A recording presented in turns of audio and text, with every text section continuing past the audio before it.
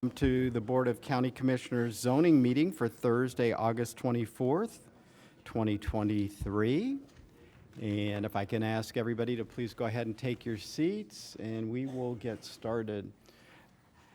Madam Clerk, can we have a roll call, please? Here. Here. Here. Here. All right. We are going to have Commissioner Bernard will be leading us in our invocation and Pledge of Allegiance. If you're able to, please rise. Dear God, as we gather here today, we pray that we are ever mindful of opportunities to render our service to fellow citizens and to our community, keeping in mind always the enduring values of life, exerting our efforts in those areas and on those things upon which future generations can build with confidence. Let us continue to strive to make a better world. Amen. Amen. I pledge allegiance To the flag of the United States of America and to the republic for which it stands, one nation, under God, indivisible, with liberty and justice for all.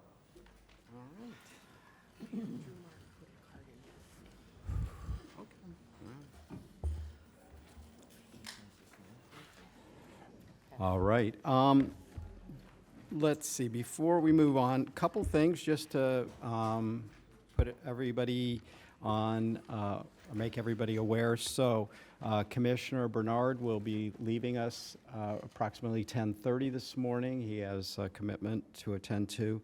And then a number of my colleagues would like to attend the Forum Club today. And so we are going to try, well, we will break somewhere between 11:30 and 11:45 so that they can do that, and then we'll reconvene probably somewhere, and we'll see how we're doing between 1:15, 1:30.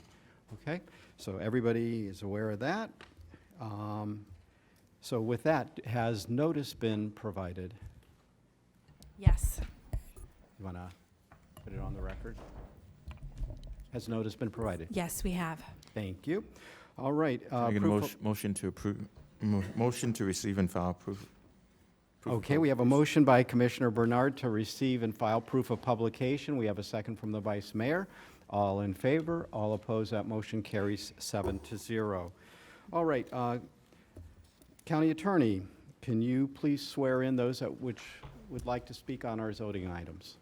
Anyone that'd like to speak or testify on any of today's items, please rise and raise your right hand. Do you swear or affirm to tell the truth, the whole truth, and nothing but the truth? Thank you. All right.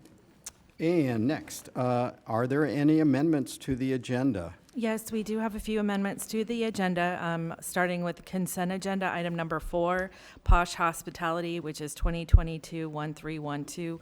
We have an amendment to our all petition condition that's stated strikeout and new underline. On the regular agenda, items 6, 8, and 10, we just have a reminder that there's disclosure for each of those items. We didn't have it on the agenda. And last, there is a request for item number 1, the Islamic Center 2022-1490 for a postponement, but you will have the applicant come to the podium under that agenda item. Okay. Thank you. Well, so we sort of got, okay, so let's, do we have a motion to adopt the agenda as amended? We have a motion by Commissioner Marino, a second by the Vice Mayor. All in favor, all opposed, that motion carries 7-0. All right, so now we're to postponements. Yes, so item SVCA 2022-1490 Islamic Center, and if the applicant can come to the podium.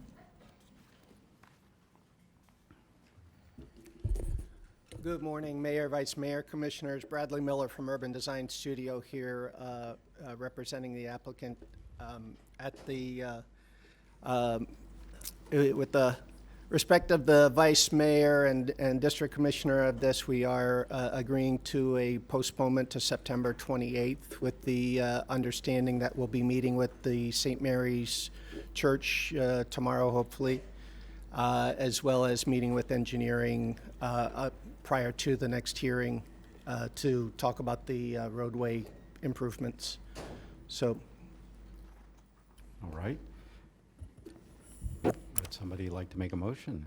I'll make a motion that we, Vice Mayor? Mr. Mayor, if I may, are there any comment cards on this one? actually. Drew Martin, you put a comment card in for this. This would be on the postponement. I'm all for postponing things. That's great. Maybe they can do it permanently. Never happened. All right, thank you, sir. Any other cards on this item? All right. All right, Vice Mayor. Thank you very much. Mayor, I'd just like to, before we do the motion, I'd like to thank Mr. Miller, Bradley Miller, on this, and also Patrick Rutter and the staff for working on this so diligently. We will bring this in for a landing, and I think that the postponement is good for everybody, and I want to thank you so much, sir, for that. you're welcome. So with that, I make the motion that we postpone item number 1 on the consent agenda, SV-CA 2022-01490, to September 28. 28th, 2023. Okay, we have a motion by the Vice Mayor. We have a second by Commissioner Marino. Any further discussion? Seeing none, all in favor, all opposed, that motion carries 7-0. Thank you very much. Thank you. Okay, so, moving on to the consent agenda, minus item number 1. Does any commissioner wish to pull any other items off consent? Seeing none? Okay, we have 3 cards. We'll go ahead and take those cards. Mr. Martin, you put a card in for item 2, item, Oh, first we need to do disclosures. Okay, let's Sorry. start with disclosures. Thank you. Commissioner Barnett, do you have any disclosures on consent agenda? Only on item 1, but. It's pulled, so you don't, okay. Commissioner Woodward, No disclosures? Commissioner Marino, no disclosures. On the, Commissioner Bernard, okay. None, Mr. Mayor. Commissioner Baxter? Thank you. Vice Mayor? I just want to be sure that we do not, no, okay, none. Thank you. And for myself, I have no disclosures on the consent agenda. So with that, okay, now we can go into our cards. So each person will be given 3 minutes. Wait. Oh, it's the same person on, Mr. Martin, you put a card in for item 2, item 3, and item 4, is that correct? Yes, ma'am. Can I speak at all of them at once? Or do you want sure. Especially if you make it brief. I want to thank you for giving me 9 hours, 40 minutes, and 41 seconds. We're gonna take I'll care try of to be that. more brief than We're that. we have to do break for lunch, you know, so. Okay, well, I won't go through lunch. There we go. The Sierra Club, I'm here on behalf of the Sierra Club.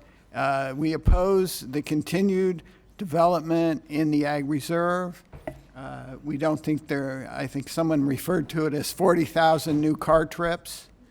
And that's going to affect people who live out there. And all these services are can be provided very near to the Ag Reserve, so they don't have to be in the particular Ag Reserve itself. I think with what happened in Maui, and you know, it's interesting because it's not just flood, which of course can impact people, but it's also fire. And when you get flood, fire, and no emergency services like they did in Lahaina, you get a significant death toll. And fortunately, they could jump in the ocean. There isn't going to be any ocean near the Ag Reserve. They might jump in a canal, but that's probably not going to be very safe. So, you know, I hope that at some point the county of Palm Beach will start to look at what the long-term results are going to be of these developments. And I hope that commissioners will acknowledge that there are repercussions that may not be considered in many of these presentations. With that, we can break for lunch. Thank you very much, sir. I just want to ask you, item number 2, are you in opposition to the fire station? No, I'm not in opposition to the fire station. Okay, just I wanted to clarify. I just wasn't sure what it was at the point. So, yes, no, we are not against fire. And in fact, a fire station out there might be very useful. Thank you. Thank you. Just to point on the record, item 2 is actually in Westgate. Oh, sorry. Item 3 is at 441 and Lantana, and item 4 is on Kentucky and Congress. They are not in the Ag Reserve. None of them are in the Ag Reserve. Okay. No. No, that's okay. They're not in the Ag Reserve, so we're good. They're close. I heard something once about being close, but I won't repeat it in here. Yeah, no, it's not appropriate. Okay, all right. With that, would somebody like to make a motion on the consent agenda? So moved, Mr. We Mayor. we have a motion by Commissioner Bernard. We have a second by Commissioner Baxter.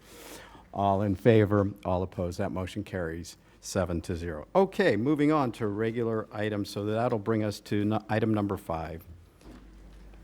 And I guess we will hear from the applicant.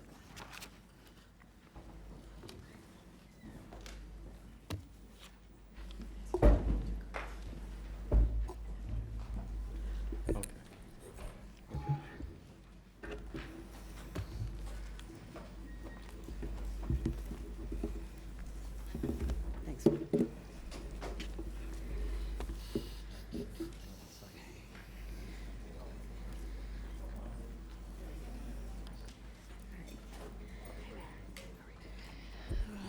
Okay.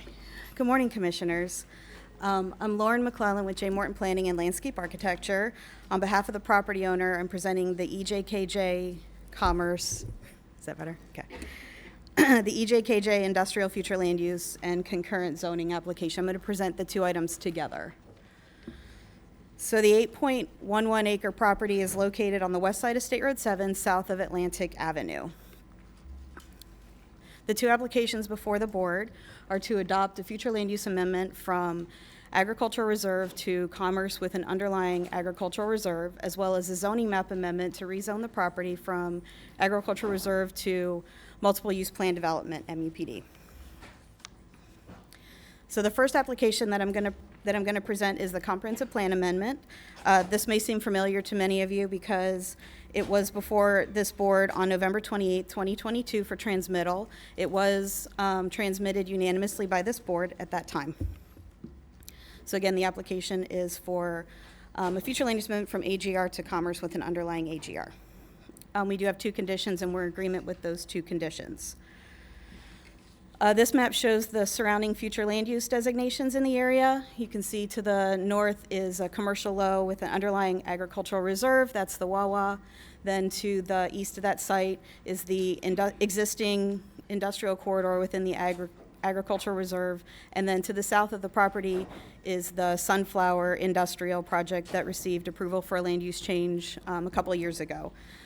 This property is located within the area that is allowed to obtain a commerce land use change. I know that there's a change coming before this board, but this is already in the existing area.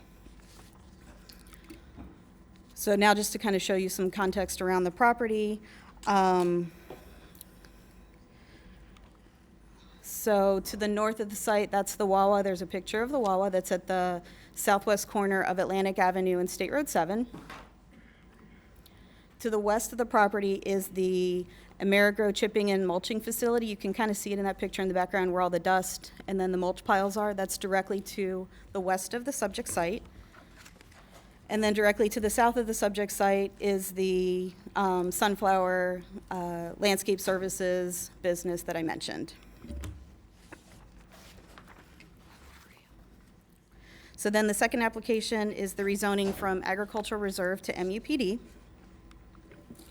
So this shows the zoning map of the properties. You can see the MUPD for the commercial and the industrial to the north, as well as light industrial for the project to the south.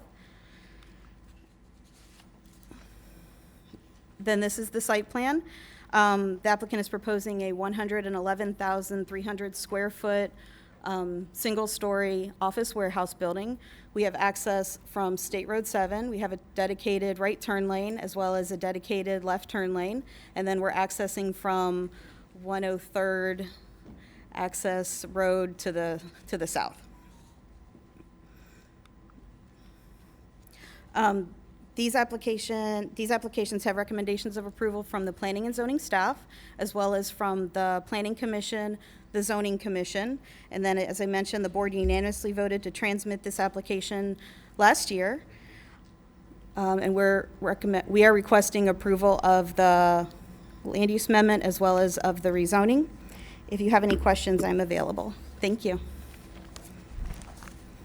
Are there any questions for the applicant at this time?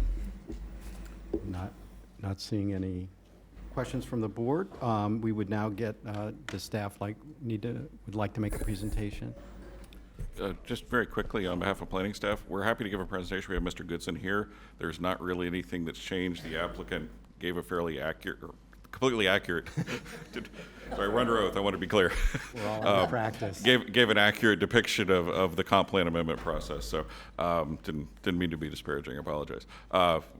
We don't have the need. I know zoning may have their presentation, but you heard this is substantively unchanged. We only had a minor technical comment on state agency stuff. Happy to go over it, but you've heard it. All right, with that, we'll move to disclosures.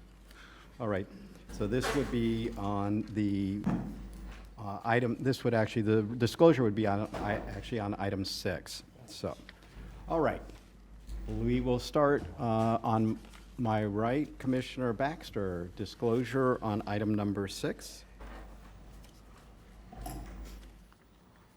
No written communication. My office met with Jennifer Morton and Lauren McClellan. No site visit, and has been provided. Thank you. Commissioner Bernard. Thank you, Mr. Mayor. Verbal communication with Jennifer Morton and Lauren McClellan and received emails and no site visit. Thank you, sir. Commissioner Marino. Thank you, Mayor. Met with Jennifer Morton and Lauren McClellan and received letters. Thank you. Commissioner Woodward.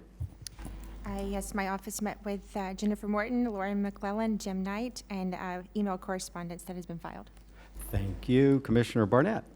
Thank you, Mr. Mayor. Verbal communications with Lauren McClellan, no written correspondence, and no site visit. Thank you. Vice Mayor. Thank you, Mayor. Verbal communications and meetings with Jennifer Morton and Laura McClellan. Thank you. And my disclosure on this item, I had verbal communications with Jennifer Morton, Lauren McClellan, and we received email correspondence been filed with the clerk. All right, with that, disclosures are completed. Can we move to public comment? Mayor, can we combine comment on 5 and 6, or do we have to take them separately? No, we'll take, because we're handling this as one item. Drew Martin and Gail Ladd, you put cards in for both, so you can each grab a microphone.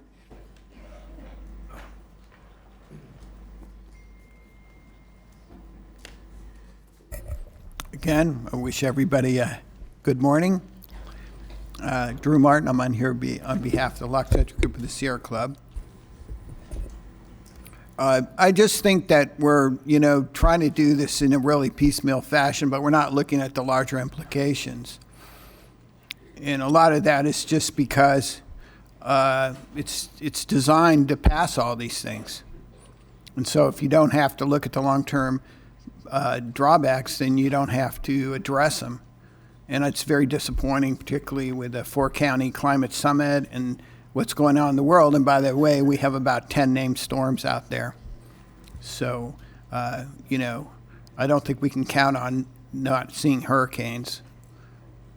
And I think the unfortunate thing is now we see the risk of fire, we see the risk of flooding, we see the risk of definitely people aren't going to be able to get out. And it's not just during the storm, it's after the storm. And we look at these people, they've lost everything. And, a lot of the people out in the ag reserve are people that are over 65, 70, 80. They're not going to be very mobile. It means there's going to be a lot of rescue. It's going to be a big expense for the county. And we don't think about that. What are we going to have to pay? Yes, we support fire rescue. And even if it's not in the ag reserve, it's nearby, and anything nearby is going to affect, I mean, the roads don't, widen to 10-lane highways as soon as you leave the ag reserve, right? So, you're going to fill up 441, you're going to fill up I-95, and we're going to have a lot of difficulty. People aren't going to be able to get food. They're not going to be able to get even potentially safe drinking water. So I think you need to start thinking about a lot of these impacts. The other thing is that every time you do approve this, you lose open space, you have more rooftops, you collect more heat, you have more heat impact, it requires more energy, more air conditioning. So I just hope that in the future we'll have some people here from the resiliency department so we can hear both sides. Because obviously, rushing to approve things, you're not hearing the full story. Thank you so much. Have a nice day. Thank you. Good morning. I'm Gail Ladd. I also am a member of the Sierra Club.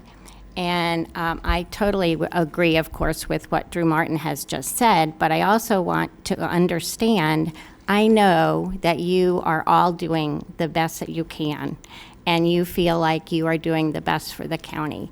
However, I disagree with you.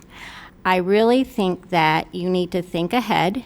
I know all of these changes in the ag reserve have caused a lot of traffic, have caused a lot of unnecessary infrastructure. I really believe that you need to think ahead. I really think you need to think back too as what has happened so far. And I really think that you need to, in your jobs as public servants, to think about everybody, not just think about the applicants who sound wonderful. I mean, they could convince me too if I wasn't careful, because they are so good at presenting all of their reasons why you need to change things.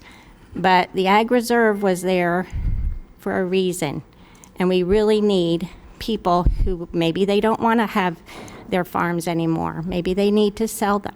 Fine, find some other farmers. I'm sure there's some out there somewhere who really want to be part of the land.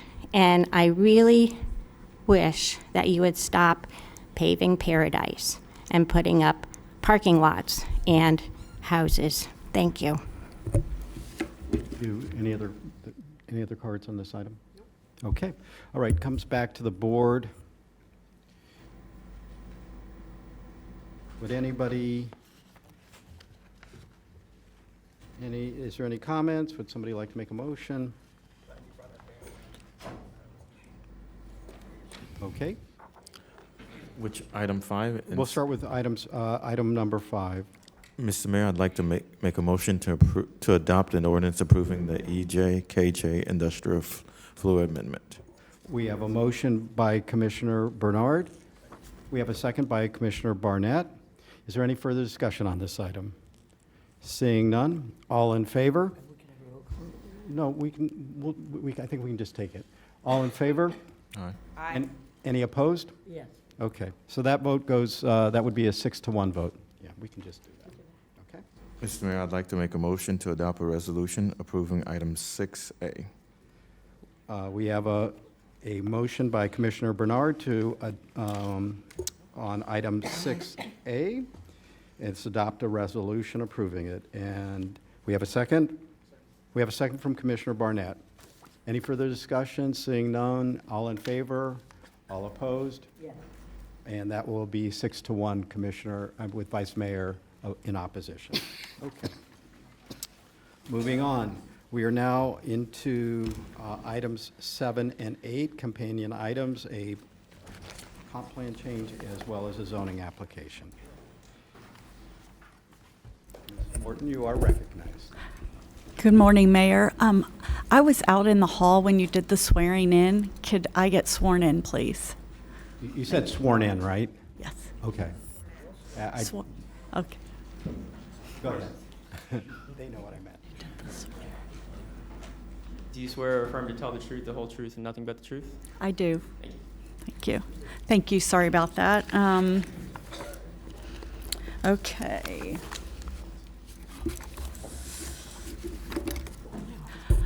Good morning. My name is Jennifer Morton with J. Morton Planning and Landscape Architecture, and I do appreciate the opportunity to present the BC Commerce Project to you today. This site is located on the west side of the Florida Turnpike. It's in the Ag Reserve. It's bordered by 3 roads. We have the Florida Turnpike on-ramp to our east. We have Boynton Beach Boulevard along our southern property line, and we have Acme Dairy Road along our western property line.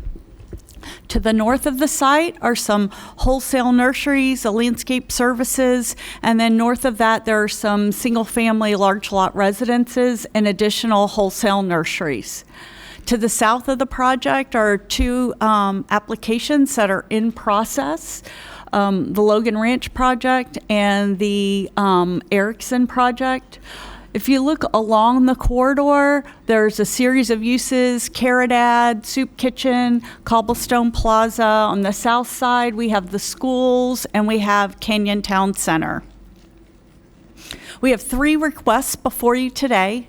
The first is for a land use change to adopt a amendment to the future land use to change the property from AGR to commerce. The second is a zoning map amendment to rezone the property from AGR to MUPD. And then we have 2 conditional uses. The first one is for self-storage, and the second is for a tap room in conjunction with a brewery. First, I'm going to briefly touch on the comprehensive plan adoption. We did a full presentation to the board back in February. The board transmitted the request for commerce. The request came back, and one of the conditions of approval required concurrent zoning approval with the land use change. So we're back before you with both the comp plan and the zoning application. We meet the criteria established in the comprehensive plan for the adoption. So I'm going to go to the rezoning and the conditional use. This corridor, we're requesting MUPD zoning, and you can see from the graphic that this corridor already includes most of the property as MUPD. The 2 parcels to the south of us will also be requesting MUPD. But now to the fun part, the site plan. This property is 47.21 acres in size. We do have a combination of development area and preserve area. Our preserve area is 12.14 acres, and our development area is 34.21 acres. We're proposing just under 360,000 square feet, and what that equates to is a 0.32 FAR. When we started this application and this process, the comp plan allowed a 0.45 FAR. I know there's a revision to the comp plan to allow for a 0.35. We're even under the 0.35. We're at 0.32 FAR. The building heights range, most of the buildings are 35 feet in height. We have 2 locations where we need to exceed that 35 feet in height, and I'll get into the height issue in a minute. And then the uses that we're proposing. So we have a combination of uses on the property. A lot of the development of this site plan and the uses that we're proposing were the result of a lot of neighborhood outreach meetings, talking with the residents that currently live in the area, as well as several neighborhood organizations. When we started this project, we actually just had a small amount of light industrial uses combined with multifamily. When we met with the residents, they indicated that the neighborhood was lacking in community-serving uses for the families that live there, as well as space for the air conditioning company, the electrician, the irrigation company. So we continued to modify our request and have since submitted for the commerce as the overall development program. The western side of the site, we're proposing the office warehouse component. Again, those uses are businesses that will serve the residents that live in the Ag Reserve and the future residents of the Ag Reserve. But then we have some other uses. One is fitness center, rec, flex space, and that's space for tenants that may want to put in a gymnastics studio or a batting range or a ballet Florida type of use. So those uses really do serve those family communities. Right now, they all get on the Florida Turnpike and head south to Broward County or north to Lake Worth Road or some of the other areas. With this project, they would have their own area for some of those uses. And probably the most talked about use is the brewery. And this was put forth by the residents that live in the area. This is an up-and-coming use, very popular with families. People bring their kids to the brewery. They have outdoor space. They bring their dogs. And it's really a place where they meet friends and family. And so we are planning for an area that would incorporate a brewery and tap room. And the last use is the self-storage use, self-storage and wine storage. There are two partners developing this property, Malcolm Butters with Butters Development and John Channing of the Channing Group. And the Channing Group has what I would call a high-end self-storage facility in along PGA Boulevard, and he's looking to do a similar type of program on the Boynton Beach Boulevard corridor in South County. And these are just some images of the types of uses that we're proposing, we're looking for tenants on. We're still at the very preliminary stages, but I think this is something that the community is excited about coming to this site. Another use is indoor pickleball. That is probably one of the fastest growing sports. I work on a lot of residential communities. The communities that were developed prior to the pickleball rage are looking for every scrap of land to locate a pickleball court. And all the newer communities have 10 and 12 pickleball courts. So it's a growing sport. What we don't have in Palm Beach County or South Florida is indoor pickleball. A lot of times it is so hot outside that it's very difficult to be out there playing.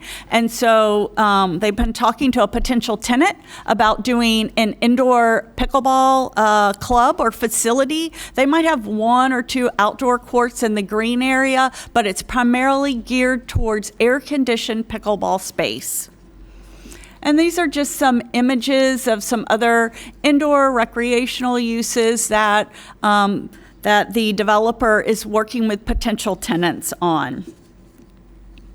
So access to the property. As I mentioned, we have about 3 roads. Our primary ingress and egress to the property is from Boynton Beach Boulevard. We will have a right in, right out, and left in to the site. The right in, we are proposing to construct a right turn lane for access into the property. Along Acme Dairy Road, we have 2 access points.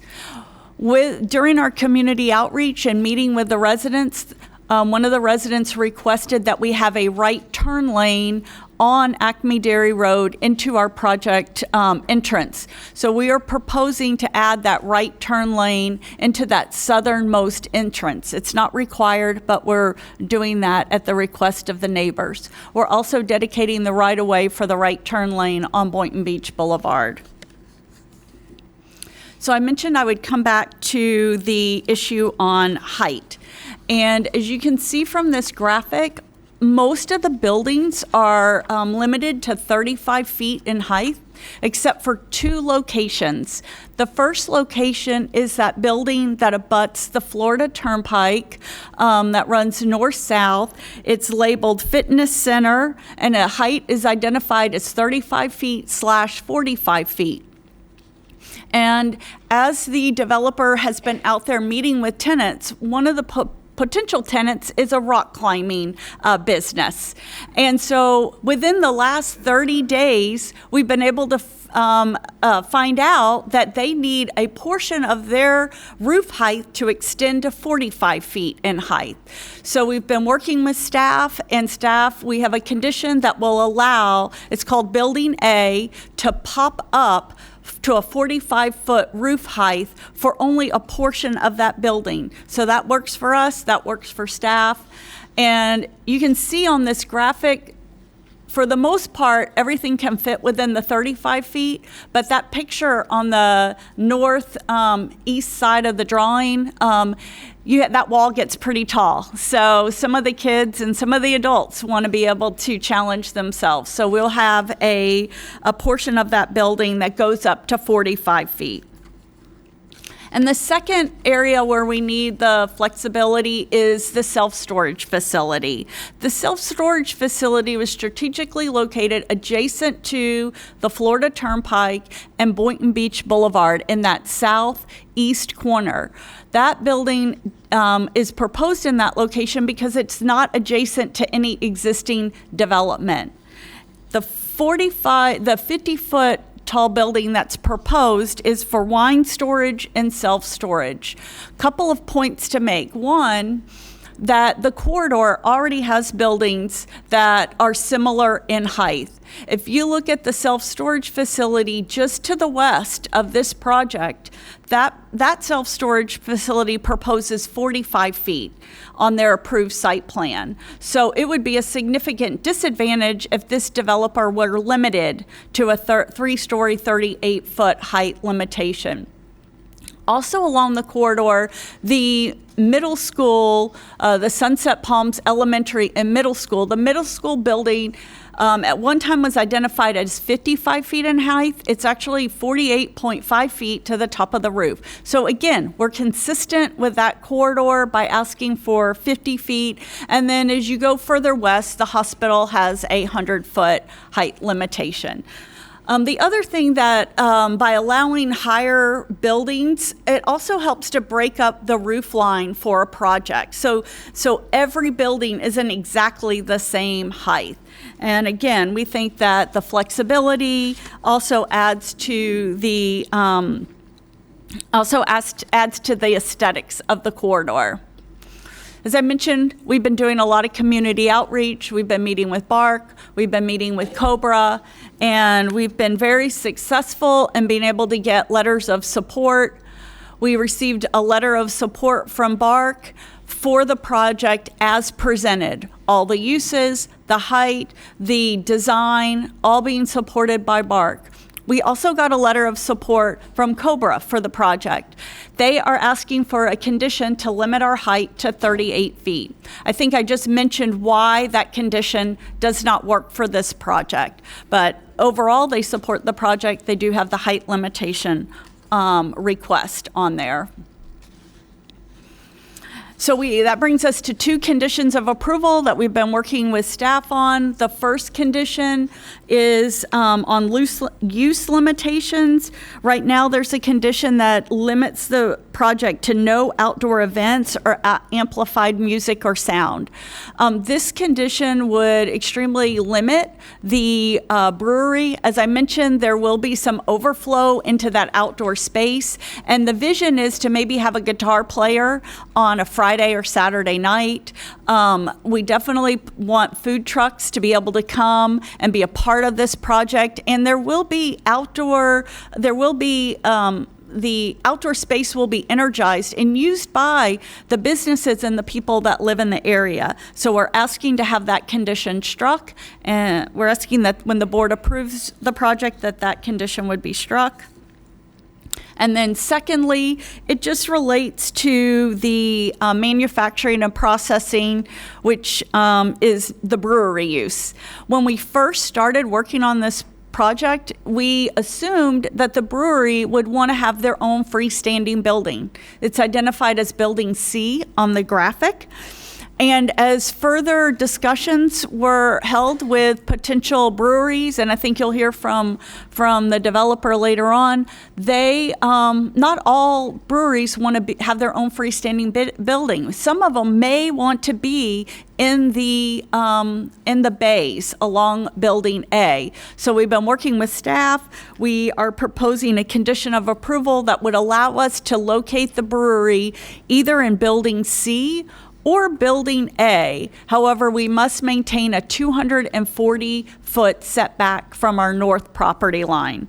So we worked on that condition with staff. In conclusion, We've been through a lot of public hearings, a lot of neighborhood meetings. We have support from staff on the land use change. We had support from Planning Commission. This board transmitted it. Even the zoning requests, we have support from zoning staff. We have Zoning Commission recommended approval. And then we have support from both Bark and Cobra with the request for the condition. But a lot of support out there for such a, big project. I think it's really, I want to credit my client for making the effort to really reach out and find out what the residents want to see. Therefore, in conclusion, we request that you adopt the ordinance approving the Commerce future land use and that you adopt the resolution approving a rezoning to MUPD and conditional use for the self-storage and tap room. Thank you. All right, is there any questions for the applicant at this time? I'm not seeing. Okay, next, staff presentation. For the land use, we have staff here. Again, there, as the applicant indicated, it's substantively unchanged from a land use, but I would recommend if you do not want the land use, that you still hear from zoning staff about the zoning item. Okay. Zoning staff. Does anyone want to, does anyone need to hear about the land use? Yes. Oh, you want to hear about the land use or the zoning? Zoning. Thank you. We will hear about zoning. I just wanted to make sure nobody wanted land use first. Go ahead.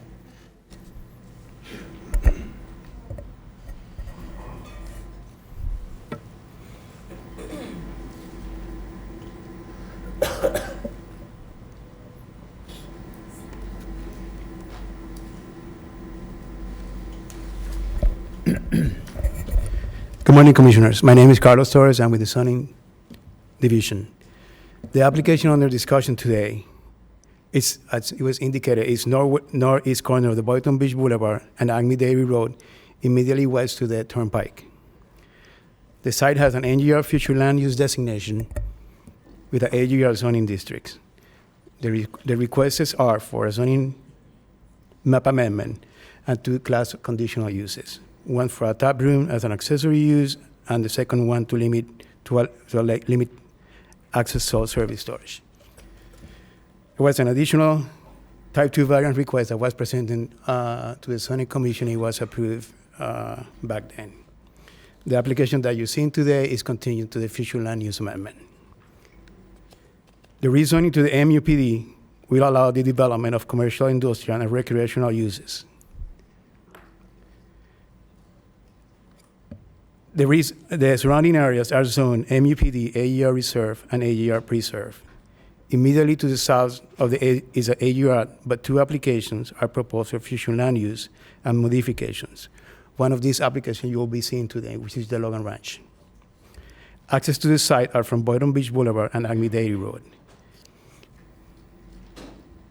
The preliminary site plan indicates 8 buildings with a total of 660,000 square feet, which include 4 warehouses with accessory uses, 2 fitness centers buildings, one on the east side, and the second one on the west side of Boynton Beach entrance. There is also 1 self-service storage on the south corner of the site, and 1 manufacturing processing brewery distillery with a tap room on the west side of the Boynton Beach entrance. In addition, the development is proposing a total of 938 parking spaces with a proposed type 1 waiver for a parking reduction of 165 spaces.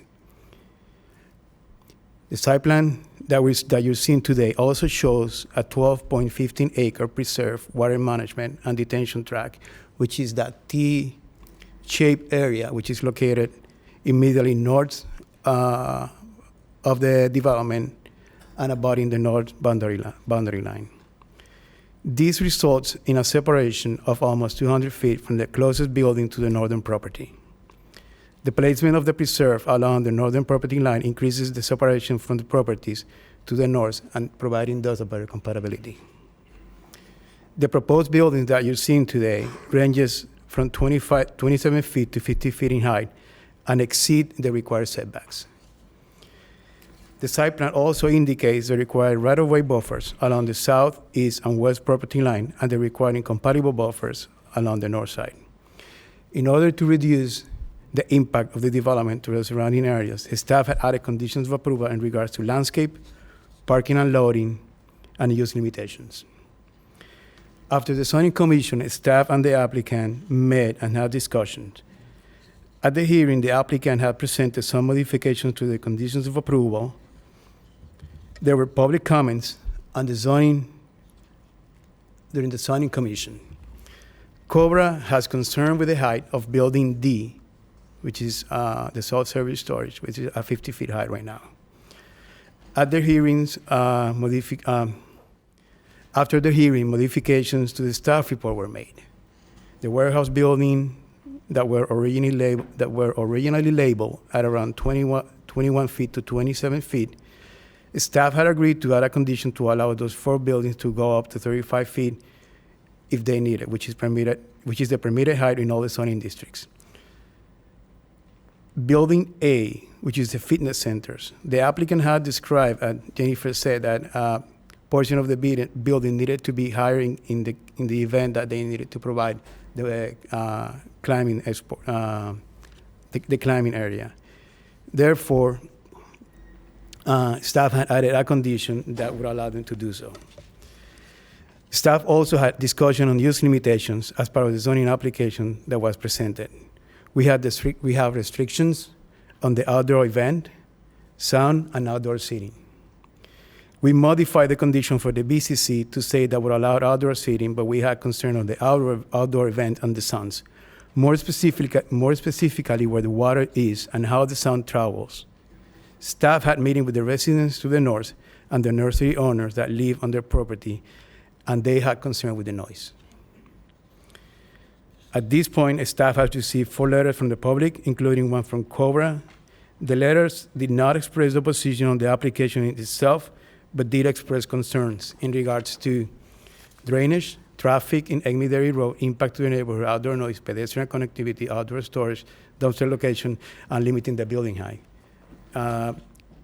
The application went to the zoning commission. They recommended approval, and staff has analyzed the application and it has determined that it's in compliance with all the standards of the code. Therefore, it's recommending approval of the request. And this concludes my presentation.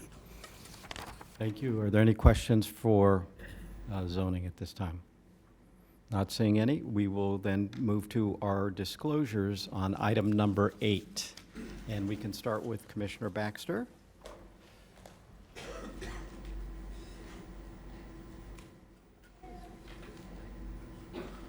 For item number 8, I have no written communication and we spoke with Jennifer Morton, Lauren McClellan, John Channing, and Seth Spiegel, and no site visit. Thank you. Commissioner Bernard. Thank you, Mr. Mayor. On item number 8, I've had verbal communications with Jennifer Morton, Lauren McClellan, Jack Channing, John Channing, Seth Spiegel, Malcolm Butters, Tim Linkus, Barbara Logan, and Jim Knight. Thank you. Commissioner Marino. Thank you, Mayor. I met with Jennifer Morton, Lauren McClellan, John Channing, Zach Channing, Malcolm Butters, and I received emails from the public. Thank you. Commissioner Woodward. Thank you. I have verbal communication with Jennifer Morton, Lauren McClellan, John Channing, Zach Channing, and Seth Spiegel, and I have email correspondence. Thank you. Commissioner Barnett. Thank you, Mayor. I've had verbal communications with Jennifer Morton, John Channing, Zach Channing, Malcolm Butters, Steve Wallace, Debbie Murphy, Barbara Roth, Dagmar Ross. I have correspondence to receive and file. No site visit. Thank you. Vice Mayor. Thank you, Mayor. I had verbal communications and meetings with Tim Linkus, Sandy Linkus, Sue Stewart, John Channing, Malcolm Butters, Jennifer Morton, Seth Spiegel, Zach Channing, Lauren McClellan, Neil Ambrosio, Nick Bieber, Maurice Rockman, David Schulzen, Craig Dittman, Joe O'Donnell, Lori Vinegar, Rob Kusaden, John Gentithis, Annie Katz, York Freud, Dagmar Braz, Debbie Murphy, Barbara Roth, Pat Ford, Cindy Van Deventor, Drew Van Deventor, Dean Ferrer, Herb Callett, Linda Callert, and Jeff Galett, and had an on-site visit. All right. And did you receive any emails on this? In addition to all those folks, I certainly did receive correspondence and emails. Thank you, Mayor. Okay, very good. And for my own disclosure, I had verbal communications with Jennifer Morton, Lauren McClellan, John Channing, Zach Channing, Seth Spiegel, and Malcolm Butters, and received email correspondence to be filed with the clerk. All right, disclosures are now complete on this item, and we will now move to public comment, and I believe we have 16 cards on this item.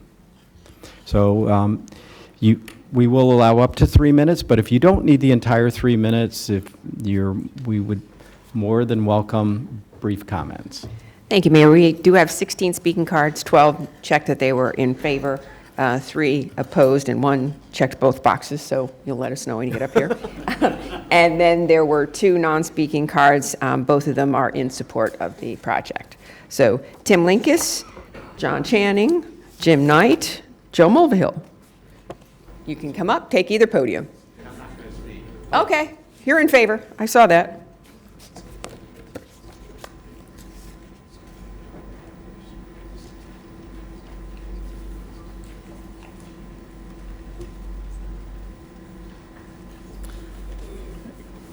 Good morning, Mayor, Vice Mayor, and the Commissioners. My name is Tim Linkus, 8289 West Boynton Beach Boulevard.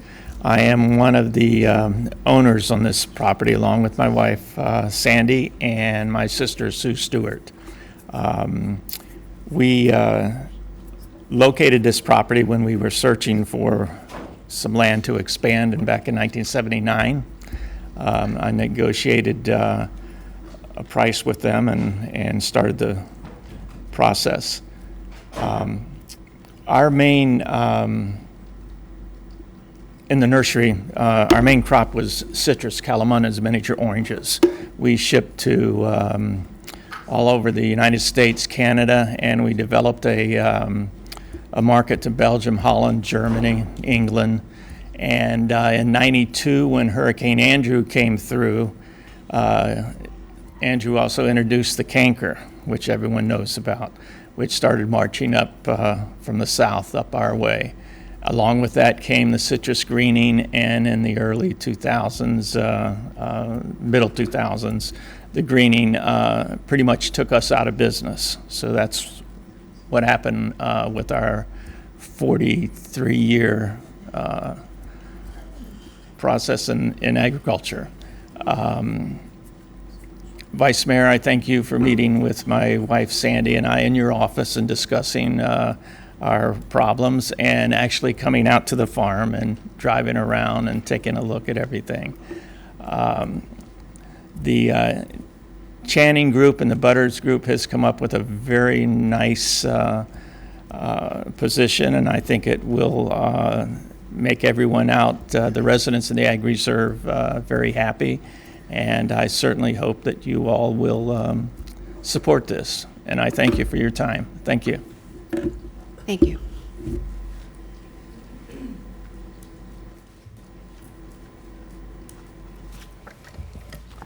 Good morning. My name is John Channing.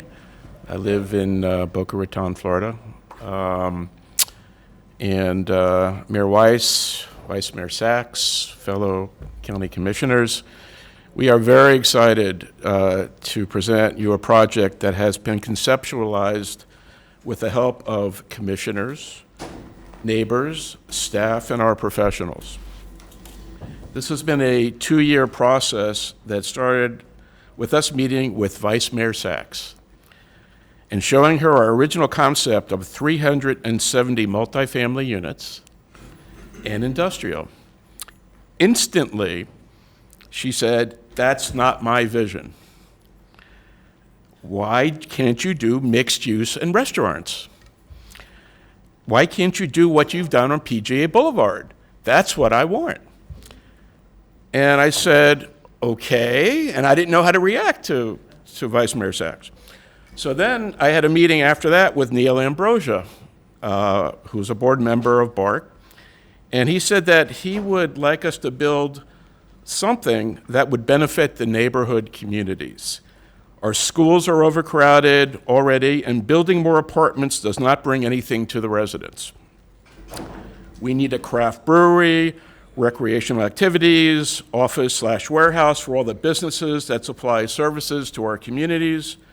I agreed with Neil, and after consulting with Malcolm and my sons, we tore up the plan. We started from scratch. Our project is called The District, and you can see I'm wearing a button that says The District. This has everything that the neighbors want. We took everything that we got from commissioners, neighbors, and we came up with this concept. So we're very proud of it. One of the things that I've also addressed is on PGA Boulevard, which Commissioner Marina knows, is that we're very involved with creating landscape guidelines for PGA Boulevard many, many years ago. It's like 20 some odd years ago. And that really helped make PGA Boulevard beautiful. And I feel that Boynton Beach Boulevard needs that same help. So we have created guidelines, and we're going to be doing some really great landscaping on the boulevard. And we're hoping that the other projects that are going to get approved across the street will do the same thing, because that street needs it. So we're spending a lot more money than what is required. So anyway, we're very excited about this. I look for your support, and I think it's going to be a great project. So we thank you. Thank you. Mr. Mulvihill, followed by Zach Channing, Steve Homerich, and Becca Smith. Good morning, Mayor, Vice Mayor, and Commissioners. Joe Mulvihill, 9821 Happy Hollow Road, Delray Beach, Florida. I'm here today to support my friends in this project. The Linkses have been, farming the project or farming this property since the 70s, just a few years after my dad started farming. I think it's a really good project, and please give it consideration to pass it. They're good people. Thank you.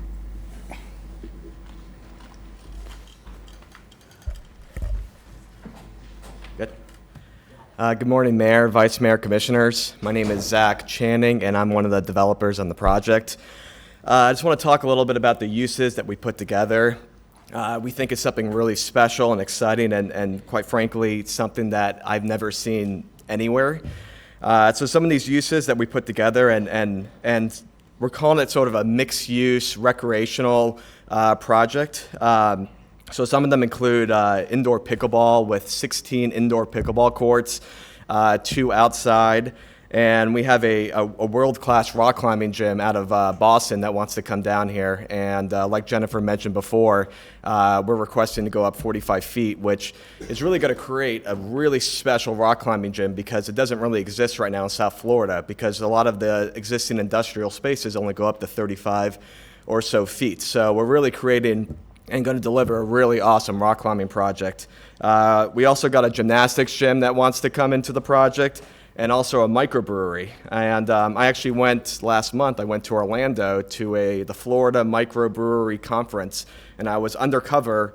I was probably the only developer there, and I was shopping and talking to all these breweries around Florida, and I actually found a few that are very interested in our project. And what we found out, and Jennifer mentioned, is they want to be in Building A, because we created this outdoor space there. Instead of having a truck court, we're going to have an outdoor amenity space there.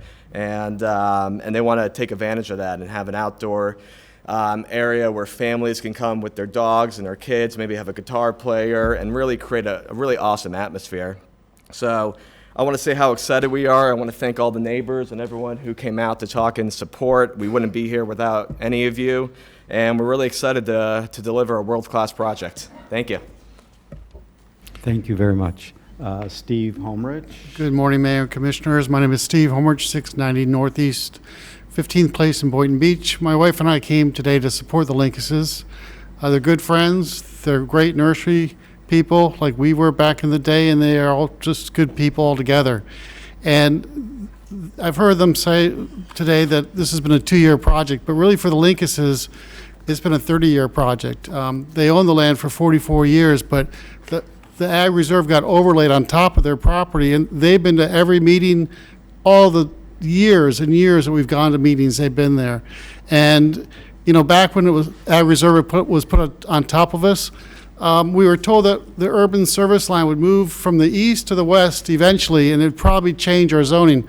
Well, they're as far closest to that old urban service line of the turnpike as anybody, and it's obviously jumped over them. There's hospitals, there's schools, everything's gone beyond them, and somehow they got left behind because the way the Ag Reserve Plan was written, it did a disfavor to 40-acre parcels. So I'm glad to see their day has finally arrived. Better late than never, and I think it's a great project for the community. Thank you. Thank you, sir. I have cards for Becca Smith, Amy Gordon, Rachel Shapiro, and Dagmar Braz. Go right ahead. Thank you. Hi, my name is Becca Smith. I live right by this project. Oh, is that better? Okay.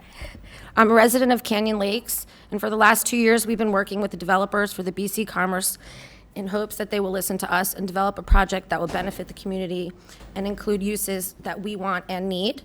I am happy to report that the developer and his team have exceeded my expectations and that of our community. When I moved to the Canyon over 10 years ago, there was not much in this family at all for this area at all for families. This project has caused great excitement in the community. Recreational activities and a great brewery with even live music would be an absolute gift for us. I would additionally like to add that I run all of the social media for all the Canyon communities, and the support for this project has been overwhelmingly positive, like zero negativity, which is very rare for a lot of people. We've invested a lot of time and effort to attend meetings and offer input. We're excited about this project and eagerly anticipating a grand opening. In conclusion, we know that some of the details are continuing to be worked out, but based on the developer's reputation and the effort and commitments they have made to our community, I request that this project and any proposed conditions, which will give the developer flexibility to deliver the best possible project. Thank you very much for your time. Thank you. Ms. Gordon? Hi. I'm Amy Gordon, and I'm a resident of Canyon Trails in Boynton Beach for the past 10 years. I'm here today to advocate for the approval of this new shopping center, The District, a BC Commerce project in our community. This proposed development, which includes a brewery with outdoor food and games like we discussed, indoor pickleball, indoor rock climbing, and gymnastics, holds an immense importance for our neighborhood's growth and prosperity. As our community continues to thrive and expand, it is crucial that we support the establishment of local businesses. This shopping center will not only provide a wide range of recreational activities, but also contribute to the economic development of our area. By attracting visitors from neighborhood communities, this center will boost local commerce and create job opportunities for many of our residents. The addition of the district will perfectly complement the new middle school that just opened its doors the first day of school. We also have a park that was just built, and we have a library that's in the works that's almost finished as well. Our children, who are the heart of our community, will greatly benefit from having our after-school activities within close proximity. This will not only keep them engaged and active, but also foster a sense of community and belonging. With over, I think it's about 2,500, homes in our community, we have been patiently waiting for an establishment like this. The demand for such facilities is evident, and we've seen that on all of our Facebook posts that Rebecca has been posting. And this shopping center will no doubt meet the needs and desires of all of our residents. I would also like to highlight the developer's reputation and their commitment to our community. They have demonstrated genuine dedication to our well-being by investing time, effort, and resources into this project. I kindly request that the board's support for this project and any proposed conditions that would grant the developer the flexibility needed to ensure the success of this project. Approving this shopping center will not only enhance our community's longevity, but also demonstrate our community's commitment to supporting local businesses and fostering a vibrant and wonderful neighborhood. Thank you for your time and consideration, and let us all work together to shape the future that benefits us all. Thank you. Thank you. Ms. Shapiro? Followed by Dagmar Braz, and then Paul O'Keefe. Hi, everyone. I'm Rachel Shapiro. Thank you for this opportunity to speak today. I stand before you as a proud resident of the Canyons, advocating for a brighter future for our community. We need a place where families could come together to create memories and thrive. Our community deserves more than just occasional Starbucks and a Chipotle. Imagine a space filled with activities and opportunities for families to bond and grow together. The feedback from our community has been overwhelmingly positive, with a genuine desire for families and a friendly space. By approving this proposal, we invest in our community's future with happiness from all the residents. I am grateful for choosing the Canyons as my family's home, and I believe with this right decision today, we can create and have activities treasured in our memories in our backyard. Thank you for your time and consideration. Let's build a brighter future for the Canyons together. Thank you. And we do have 2 microphones, so Mr. O'Keen, will you want to take this one? And Ms. Bras. Good morning, everyone. My name is Dagmar Bross. I am here speaking in representing Cobra today. Somehow we've become the bad guy that we don't support this project. We support this project. This is an excellent use for this piece of property. The problem that Cobra has is the fact that, and is it possible to put the site plan up for us by any chance? The problem that Cobra has is the first thing that you're going to see when you come on Boynton Beach Boulevard under the turnpike is going to be a 50-foot tall concrete cube. It's a storage facility. In the olden days, it used to be you need to demonstrate need in order to get an approval. We have Life Storage Building directly on the other side of Acme Dairy Road. We have another storage facility that is already approved for just on the other side of the turnpike. And there's one right behind the Shops of Monterey just on the south side, abutting the turnpike. That square building as you come in being 50 foot, and they keep referring to the hospital. It's not fair to refer to a hospital in comparison with the height of a building. Same thing with the middle school. That middle school does have an architectural feature which is 50 feet tall, but it is hundreds of feet, if not yards, off of Boynton Beach Boulevard. This is going to be the first thing you see when you come into the Ag Reserve. We are excited about all the uses that they're proposing. We think it's going to be a community center. We're excited about the brewery and the opportunities for businesses, small businesses, to be located in the area. We like everything, but again, you're talking about the vision. Commissioner Sachs said what you were previously proposing, that is not my vision. And we're talking about the aesthetics of the corridor. We appreciate Mr. Channing and Mr. Butters and Jennifer Morton. She worked her fanny off on this project because it flip-flopped a lot back and forth. We are grateful. But at the end of the day, all the work that we put into the Ag Reserve, the feeling that we want to have for the Ag Reserve, and I do have to bring up the storage facility in the PGA Commons, okay? That's behind a hotel, a DoubleTree, and a CVS pharmacy. That storage facility is the first thing you're going to see, and it's not next to the turnpike. You can see the water retention area. It's hundreds of feet. It's not next to the turnpike. We are asking, if you can't shove the storage facility in the back of the property, please don't let it be 50 feet and be that the first thing when you come under the turnpike on Boynton Beach Boulevard into the Ag Reserve to see a 50-foot tall concrete cube. Thank you. Thank you.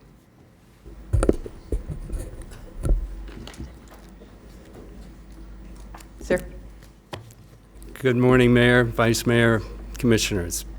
My name's Paul O'Keen, Morningstar Nursery, Delray Beach, Florida. I'm here to enthusiastically support BC Commercial Project, as well as Tim Linkus. This project, as far as I'm concerned, has been thoughtfully planned, tastefully designed, and well curated. No doubt about it. I think it's going to be a great asset to the community. No doubt about that.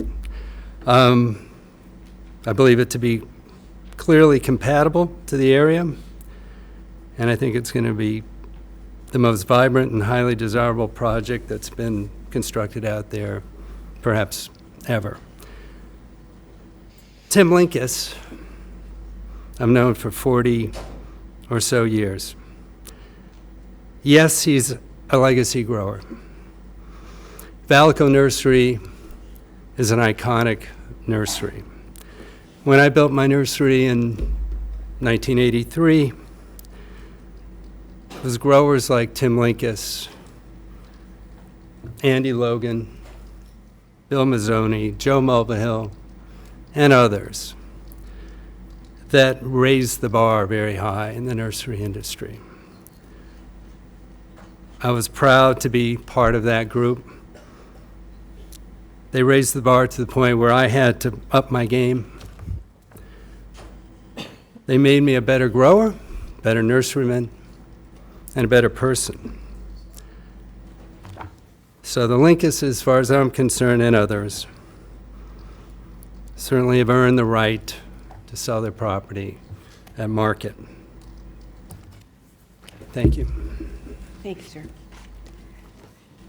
May I please have Gail Ladd, Drew Martin, Pat Ford, Herb Kaler.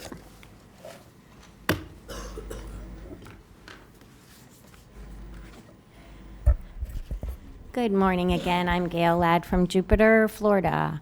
I feel like I'm in the minority. I know I am.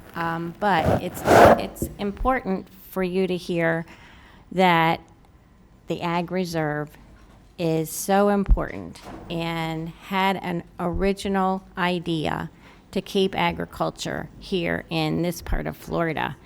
And I understand how people feel, especially the farmers. I understand that. But every little cut we make into the Ag Reserve, that's the end of it. It's the end of the land. Putting down concrete, putting down buildings makes it hotter. We need native trees, native plants. I'm not sure what these farmers are doing or what they had been doing. I think very often it was non-native plants here in Florida. We need gardeners and farmers who really want to keep Florida native, keep Florida the way it was. Certainly we have to increase, we have to change. Change is always a given, but let's change for the future. Let's change for being able to keep Florida green. It's getting to be blacker and grayer, and that's not good for our environment. It's not good for our climate change. This project seems like a wonderful project. If you have to approve it, I understand why you do. But I think eventually we have to look back and we have to say, this project is good for the neighborhood, but if we hadn't changed the neighborhood, we wouldn't need the project. So yes, I'm opposed to it, and I thank you for listening. Sir? Good morning. My name is Patrick Ford. I'm behind the Valleco project here, 8496 Court South. I have 10-acre nursery, and I live there. I'm in favor of the project. I'm in favor of the 50-foot building being at the Boynton Beach. And I'm also in favor of the 2 osprey stands they're putting up for our pet ospreys. Have been there for about 10 years, mating. I had 3 major concerns. One was drainage, which we go out through Valleco's nursery now, over across Boynton Beach Boulevard. I'm assuming that's taken care of. We were concerned about not having a wall put up, and they are addressing that with a 6-foot wall. We would like it a little bit bigger, but maybe they can put a little bit of berm on that to get it a little taller, to keep us separated. And the third one was traffic coming in on Acme Dairy Road. They're gonna have tractor trailers coming down to their second entrance. So we had requested that they would put a turn lane all the way to their second entrance. If you've driven tractor trailers, they're gonna end up on a 2-lane road, blocking both north and south lanes trying to get in. So it'd be advantageous for us to have a second lane or third lane coming in as far as that goes. Tim, Sandy, Barbara Logan have all been friends of mine for 45 years. They deserve this, and they've been fighting for this since 1980 when you put the Ag Reserve against us, which we fought then. Thank you. Thank you, sir. Drew Martin, followed by Herb Kaler, and our final card is Dean Fenner. I apologize if I butchered your last name. Drew Martin, I'm here on behalf of the Sierra Club. I want to say that I've heard a lot of Jennifer Morton with a lot of interesting arguments, but I thought alcohol for dogs is really the first time I've heard that the dogs are begging for a brewery. I thought that was pretty interesting. Oh, the kids are begging for a brewery. Well, that's great. I didn't think that, I don't know. I don't have kids, so I don't know. Maybe they do want to go to a brewery. When I was in high school. It's not like there are no bars in Palm Beach County. In fact, I'm sure a lot of you will go to a bar today. You may not drink, but you don't have to drink at a brewery either. But the point is that there's no need, and I think Dagmar, who makes excellent comments, I told her I wish she would come and represent the Sierra Club, made it quite clear. There is no need. Storage. I love to talk about storage. It's killing me. As Seinfeld said, storage is where you put everything you're never going to use, and then you pay for it for the next, until you die. I mean, is this this is a favor to the people who are out there that we're going to let them pay for storage? I think that's quite amazing. Pickleball, I think it's great. It has to be air conditioned. Air conditioning is terrible for the environment. And you may say, well, what's the alternative other than being like me and not having air conditioning? The alternative is heat pumps. Maybe you could have a heat pump installer out there. There's all kinds of things you can do. Maybe if you had a few trees out there, instead of selling all the nurseries, you had a nursery that actually put some shade trees in. You might be able to reduce some of the heat. Air conditioning creates a huge amount of heat, and I can tell you because I work in a building that has about 100 units on the roof, and it's about 15 degrees warmer where I work outside than it is inside the building. And one of the residents called the air conditioning company and said, can you do something about the weather outside my apartment because it's making my apartment hot? He tried to explain that air conditioning cannot be used outside. Not yet, although I'm sure there are people that would love to do it. So anyway, and I don't even want to talk about Lahaina, but I feel bad for the people there. But a lot of those people died from the poisonous toxic fumes. And why is that? Because instead of open land, they had development. And all these chemicals that go in, toxic chemicals that go into these buildings. So again, I hope you will vote this down, and I'm pretty sure you won't. Thank you. Mr. Kaler? Good morning. I'm Herb Kaler. I've been a resident of the West Boynton area for over 40 years. It's been my family's homestead. We live within about 1,000 foot of this project. We've watched the neighborhood change, the ag reserve go away, so to speak. And we're here, like Dagmar and Pat Ford, speaking about small elements of this great project. We believe the Butters and Cheney have a good reputation. There's no reason why this won't be a stellar project, and we support it. And we have throughout this 2-year program that has been described. My particular question is, or has been, the impact of large vehicles turning on Acme Dairy Road and entering the project on the south side to serve the 2 major warehouse buildings, which they have accommodated with a right turn lane. But unfortunately, where the largest traffic will be the northern 2 lanes, northern 2 buildings, where you'll have large semi-trucks, 53-footers, making turns, and we all know that they swing out and to make those turns because of our large buildings.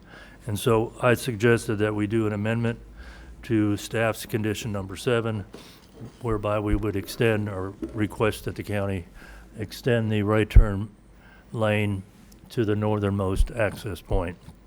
That would be an amendment to condition number 7. We have talked to the teams that have been involved in the design, And while they did accommodate a right turn lane for the first two buildings, we think there ought to be an additional one at the north.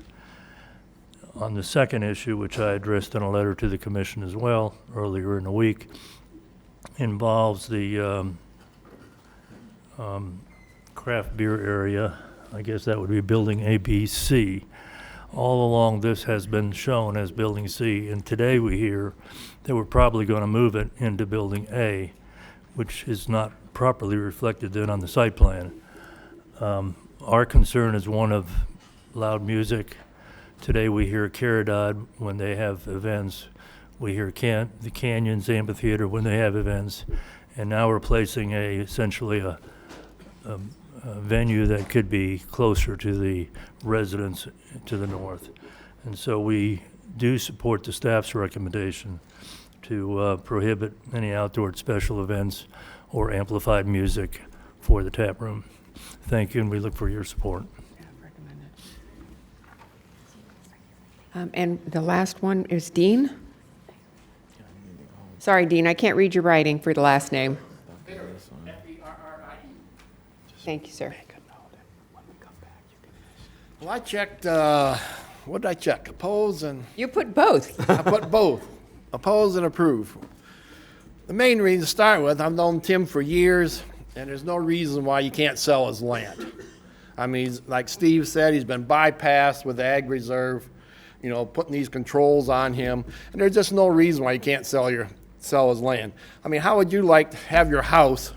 You have a 3-bedroom house and can't sell it because the homeowner association says, well, you can only sell a one-bedroom house. And that's what's happened to Steve. He's been bypassed. He can't sell his land. So he needs to sell, and I approve that part. The things I disapprove is the warehousing. You kicked out the landscapers in the Ag Reserve. So now you're going to put warehousing, you're going to put plumbers and irrigation supplies or whatever for in the Ag Reserve.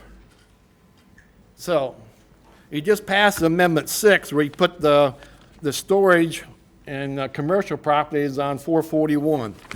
That should be on 441, not in the Ag Reserve in this area where they have the traffic when the semis come in and out, and not right here in our little area. And I don't agree with the tap room. We already have enough breweries in the area. We got 5 places that sells alcohol, and now you're going to put another one in.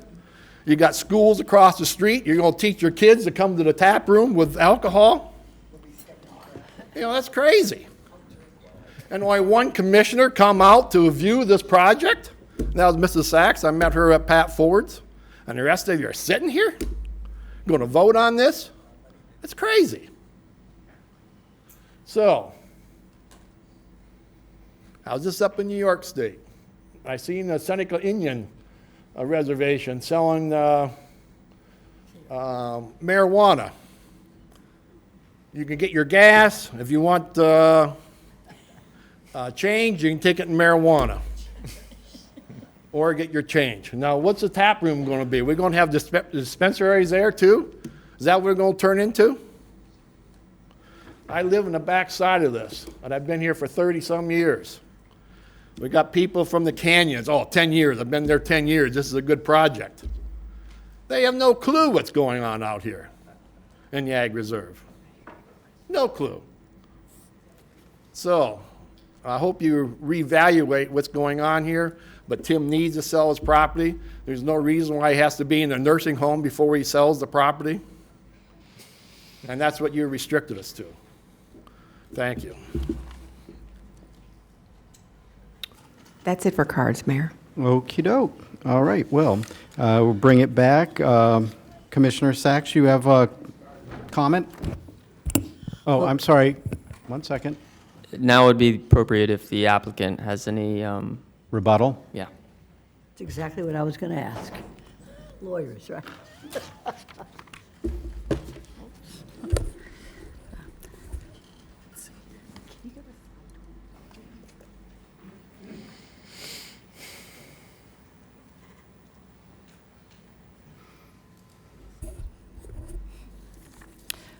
Okay. Jennifer Morton, just a couple of comments. We didn't really talk about some of the other. We have had a lot of neighborhood outreach meetings, including the residents to the north that own the wholesale nurseries. The drainage question, yes, we are working with the property owners to the north, their attorney, our client's attorney, to find a solution for their drainage. So I think that is off the table. Some other things that we've done, they've asked about our dumpsters, where they're going to be located. Our dumpsters, and there was a concern that they were going to be in parking spaces. We provided those code sections indicating that that's a code enforcement issue. Our dumpsters have to go in the location identified on the plan. We've also done some extra things, like we've already added one turn lane on Acme Dairy Road to address their concerns about truck traffic. And along our north property line, as they mentioned, we've got canopy trees, palm trees, shrubs, a 6-foot wall.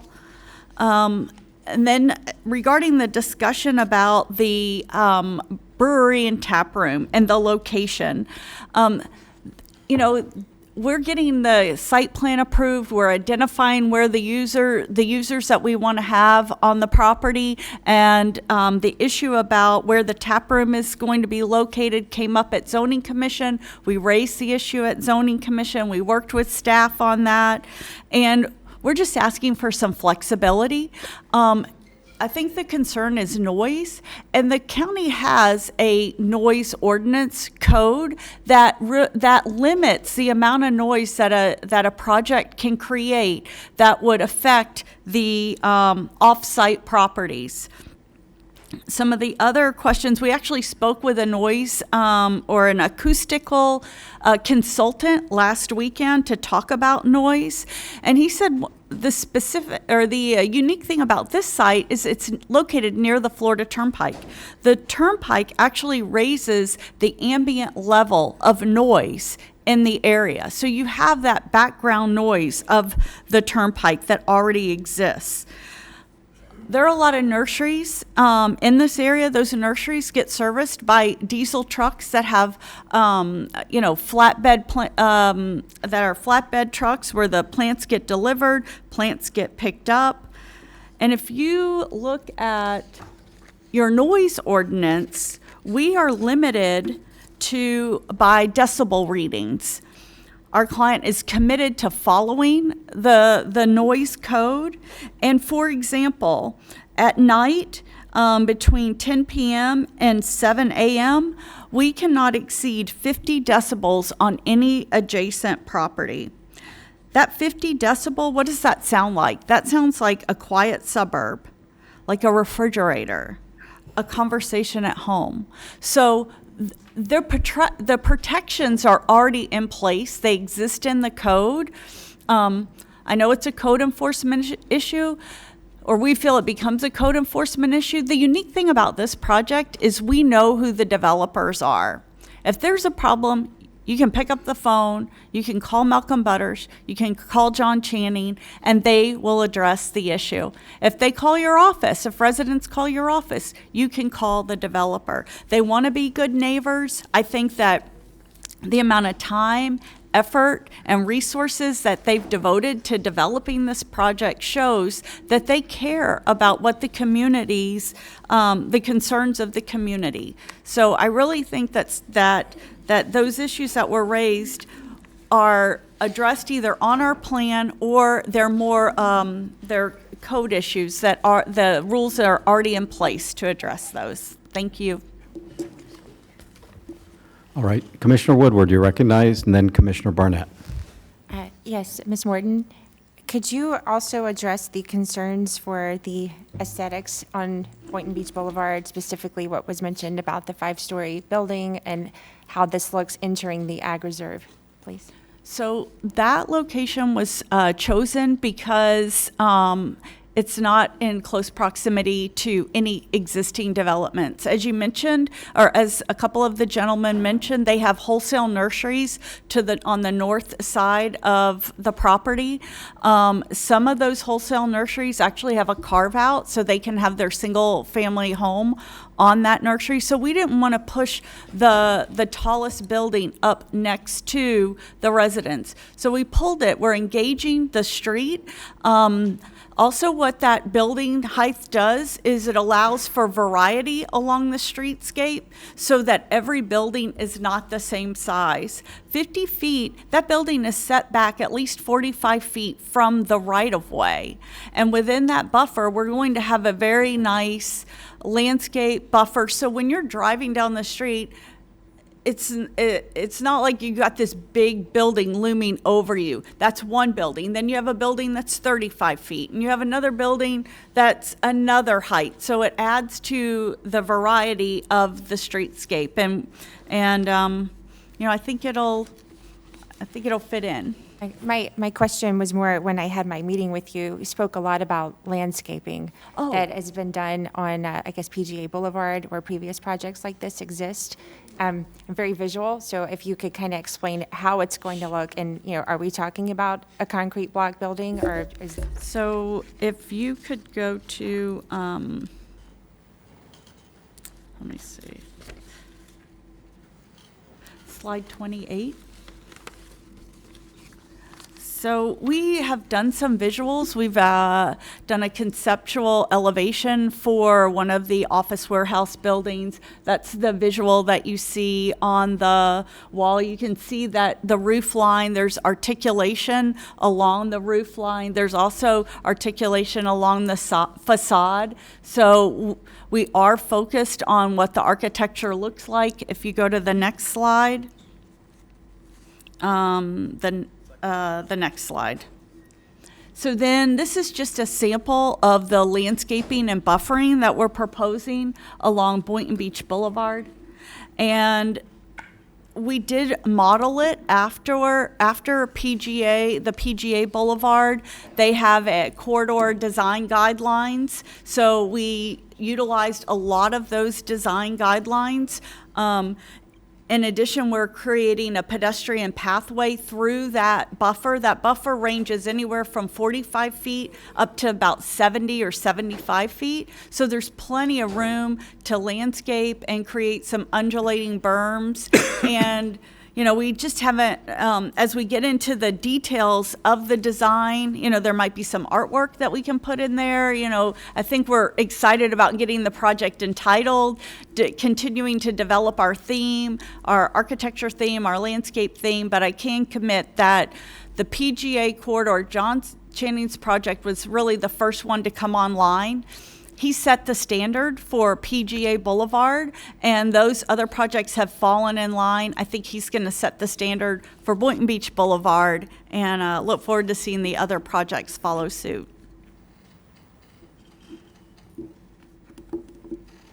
Yeah. Commissioner, you're done? Well, my question was along the same lines as Commissioner Woodward's, and I feel like Jennifer Morton's answered the question. Okay. To my satisfaction, thank you. Okay. Commissioner Marino, you're recognized. Thank you, and I had to pipe in since PGA Boulevard, which is in my district, has been talked about a lot today. Mr. Channing, he was also part of an organization called, he still is a part of the PGA Corridor Association, and those members have spoken with the City of Palm Beach Gardens, and they actually have an overlay on PGA Boulevard so that we do have great architecture and great landscape. Going to what Ms. Braz said about the store location, which is in PGA Boulevard, it is not behind, actually it is beside, yes, a CVS and hotel, but as you exit off of 95, that's the first thing you see, and I pass it almost every day, and there are some architectural features on it, so it is not I don't even notice it. So I have no concerns about the 50-foot height on that building as an entrance. As a matter of fact, if you're going over the bridge on PGA Boulevard, the first thing you see are the towers, the Vasta towers. Then they have an architectural feature on the top of them. So I'm sure that Mr. Channing, knowing what he has done on PGA Boulevard will be doing the same thing here on Boynton Beach Boulevard. Otherwise, he'll have us to contend with. So I actually am in favor of the project, and I know there are others who'd like to speak, so I'm going to yield my time. Thank you. Thank you. Vice Mayor Sachs, you're recognized. Thank you, Mayor. You know, folks, this is in my district, and speaking to my colleagues here, I studied the development of the Ag Reserve because before there was an Ag Reserve, there was agriculture. Years before the Agricultural Reserve was created, it was beautiful agriculture. There was landscapers, there was, we had farmers, we had citrus growers like the Lincas family. And we did very well because the soil in the Ag Reserve is what makes it so special. You can grow just about anything. I know because I've got a lot of weeds in my area and everything grows. And I live in the Ag Reserve. So in the 1990s, the folks who were sitting in these seats decided to try to preserve some of this area of beautiful agriculture and rich soil. And so they created these rules and regulations, and there were two very important regulations that I want to speak about. Because sometimes we don't know about it, and that's okay because I didn't know about it before I read it. But in the master plan, the folks who were sitting in these seats said, you know, we got to have all these people out there in the Ag Reserve, the farmers and the landscapers and everything, but where are they going to go to get services? Where are they going to go to listen to some music or get a haircut or get their nails done? So we got to have two areas we're going to set aside for mixed use so that they have a place to go. One area is Atlantic Avenue and the Turnpike, and Atlantic Avenue all the way to 441. The second area is what we're talking about today. Boynton Beach Boulevard and the Turnpike. This particular area has been set aside in the master plan for mixed use to service, and I'm taking this right out of the master plan, to serve the needs of the residents. To serve the needs of the residents. So if a resident of the Ag Reserve wants to have some entertainment or buy something, they don't have to go east because we don't want them to go east because that increases traffic. So I asked the people in the Ag Reserve, I've been doing it all the time, what do you want? What do you want for services in the Ag Reserve? And this is what they told me.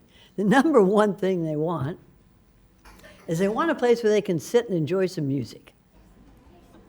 They want to sit in a place where they can sit outside, have a beer or have a drink, have their kids around, have the dogs out there, an outdoor place where they can just come as they are and enjoy some entertainment.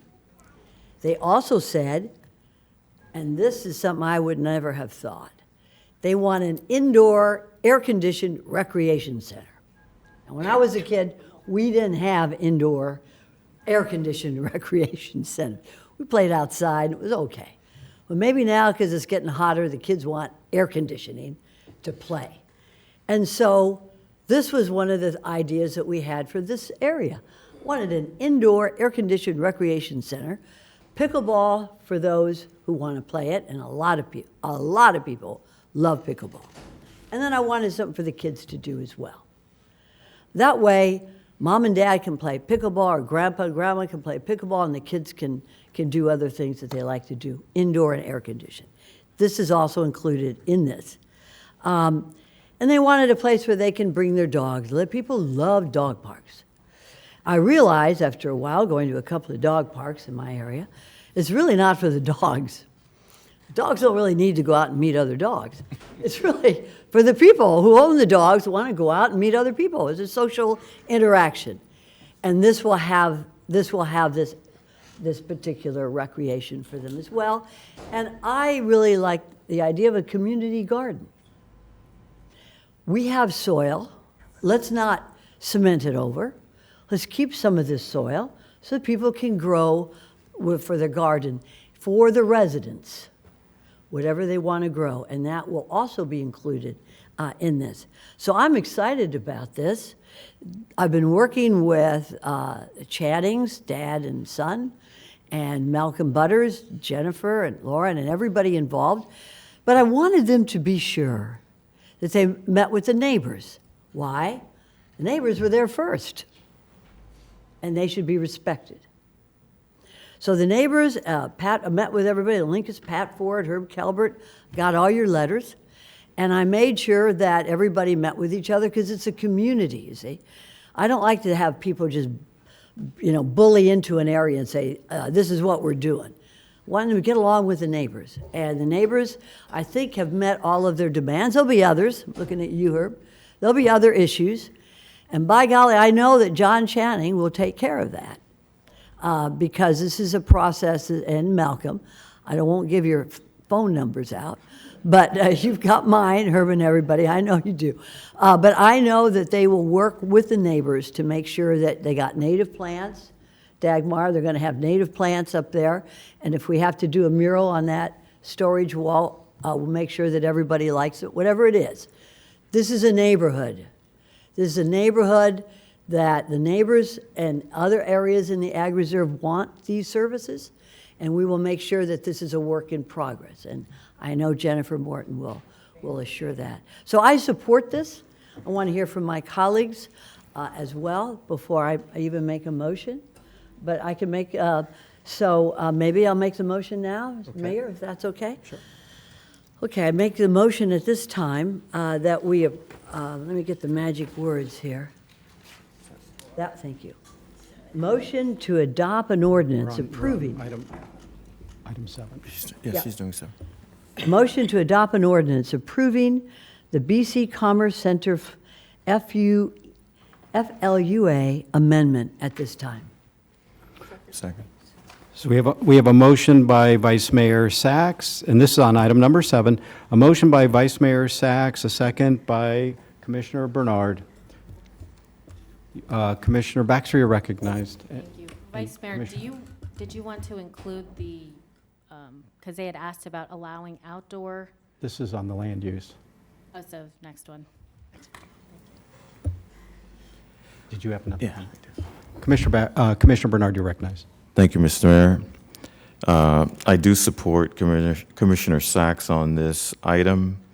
One of the residents stated that they had issues with the Starbucks and the Chipotle. I like that Starbucks. And I do like the Chipotle. And there's a Sushiyama there too, and I like that too. So I just want to let you know that there are good restaurants out there. Thank you. All right, thank you. Any further comments, questions from the board? Not seeing, this is on item 7. This is the future land use amendment. All right, all in favor? All opposed? That motion carries 7-0. Now we're on to item number 8, and Commissioner Baxter, you're recognized. I'll let Commissioner Sachs, or excuse me, Vice Mayor Sachs make the motion. Thank you. I'd like to make the motion to adopt a resolution approving of item 8C. A, B, and C. Okay.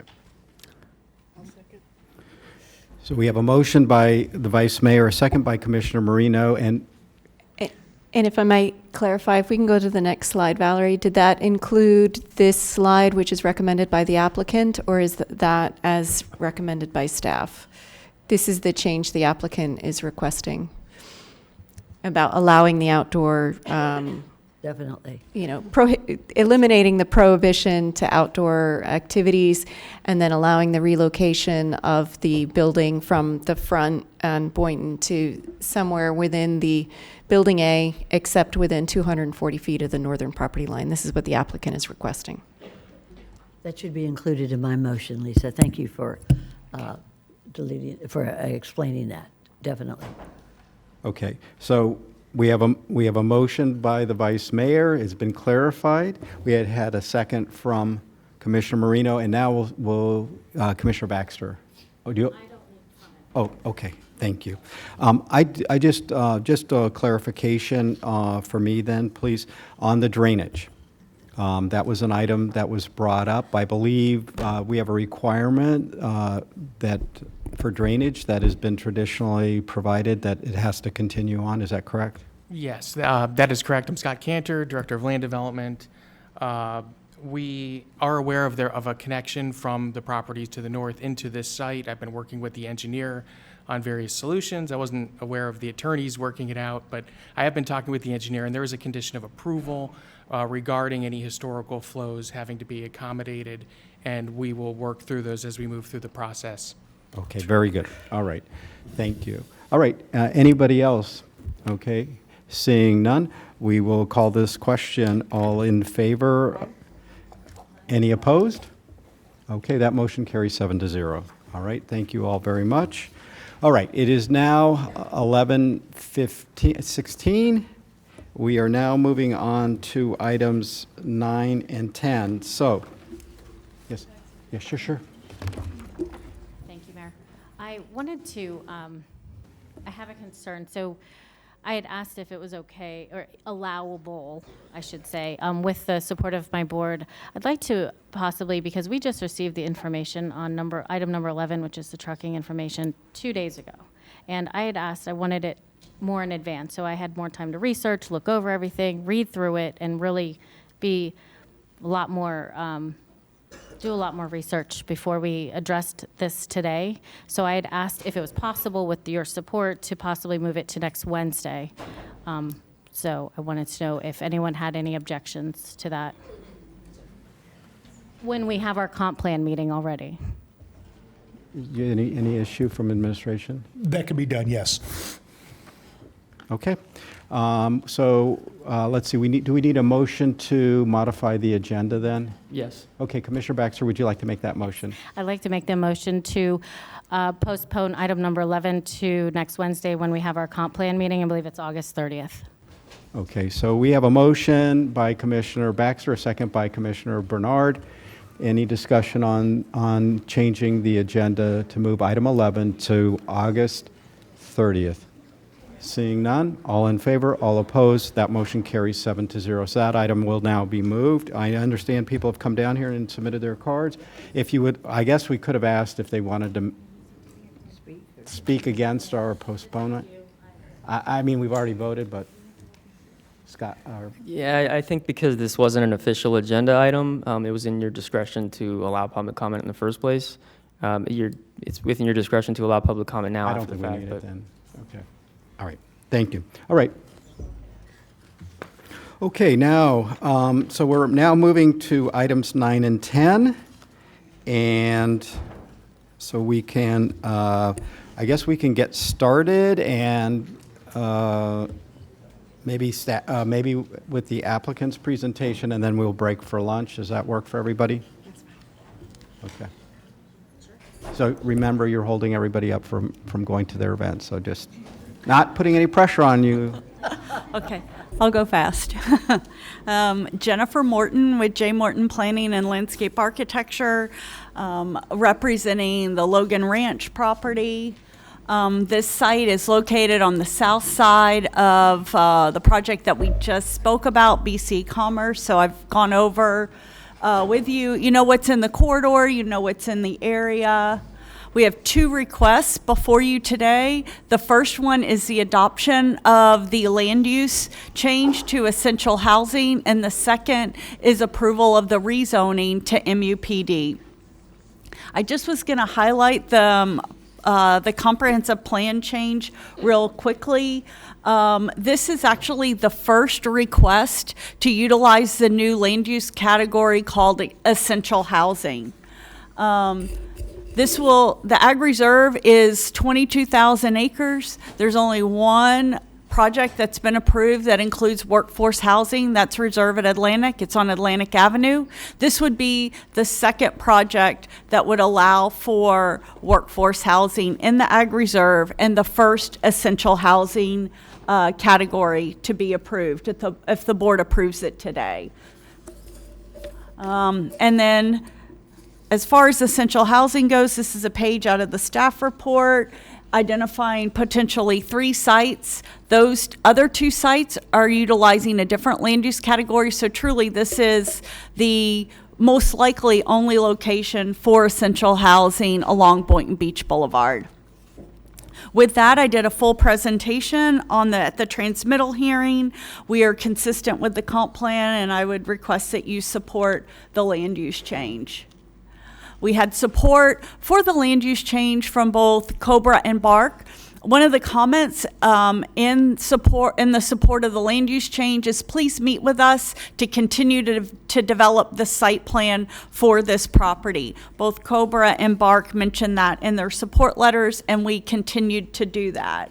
So if you look at the rezoning, I'm showing you this slide so you can see how the proposed site plan fits in with the uses in the area.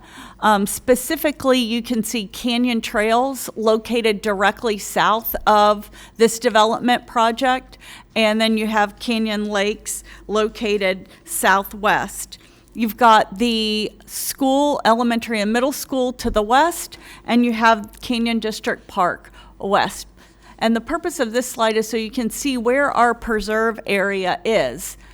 Now I'm turning the slide so you can see a little bit more detail. So north is pointing to the left. Boynton Beach Boulevard is on the left-hand portion of the slide, just to orient you. We are requesting essential housing. Essential housing allows 8 units to the acre. We're proposing 8 units to the acre. That's 314 multifamily units. And of those 314, we will have 79 workforce housing units. Those units will be evenly distributed throughout the project.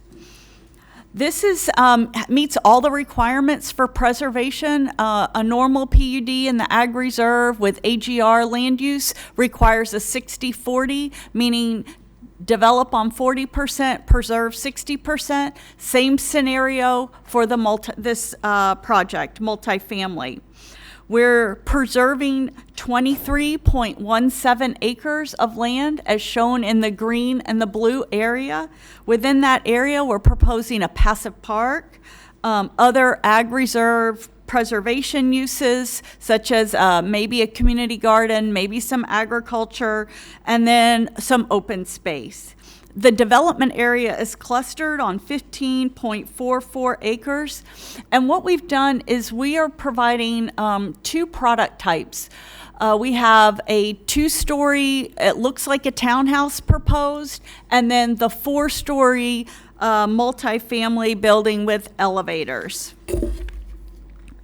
One of the, as we developed our site plan, we met with the community, and one of the things that they request, 2 things they requested. One, that the development area be located away from the single-family development to the south, Canyon Trails. So we located our development area 800 feet away from our south property line. And what we also did is we located our 2-story product along the south property. So our 2-story product is 800 feet away, and our 4-story product is 900 feet away. And 900 feet equates to 3 football fields, just to give you some sort of visualization. So it's far. The other thing that the residents asked for is Acme Dairy Road. They drive up and down that road. What are we proposing for Acme Dairy? Could we provide some additional preserve area along the Acme Dairy Road corridor? We accommodated their request. Our closest 2-story building is 150 feet away, and our closest 4-story building is 180 feet away. Originally, one of the earlier plans had the development area clustered up along Boynton Beach Boulevard. During one of our meetings with Cobra, they asked that we add some green space, open space, also along Boynton Beach Boulevard. So we adjusted the site plan, and we actually now have over 300 feet, again, a football field, to the closest 4-story building. So, you know, a lot of outreach was had, but I think we were able to come up with a much better, well-developed site plan. We have, as I mentioned, the middle school to the west. We did a quick cross-section because I know on this project as well, Cobra requested nothing taller than 3 stories. And this cross-section demonstrates that Acme Dairy Road is 95 feet of right-of-way, plus or minus. Our closest 2-story product is on the right-hand side. The school is on the left-hand side. You will not be able to see our 4-story product. Our 4-story product is even further away than the school is shown. And again, the height issue, only because it's in their support letter requesting that you limit the project to 3 stories. This corridor has buildings that are taller than 38 feet, and even the uses directly next to this site, those heights are taller than what Cobra was recommending. So we've got, again, we worked with Bark. Bark makes up the residential communities in the Ag Reserve, multiple meetings with them, a letter of support specifically for this project and identifying the amount of effort that we put into working with the community. Cobra supports the project as well, with the caveat asking for a condition on height. In summary, we have support from staff for both the land use change and the rezoning. We have support from Planning Commission for the land use change. Zoning Commission unanimously supported this project. We've done a lot of community outreach, support from Bark and from Cobra. And with that, that concludes my presentation. Thank you. Thank you. Are there any questions for the applicant at this time? All right. Vice Mayor? No, I'm not hearing any. So at this point, I'm going to go ahead and we will recess this meeting. We will be back at 1:20, and we will continue on with our staff presentation. Thank you.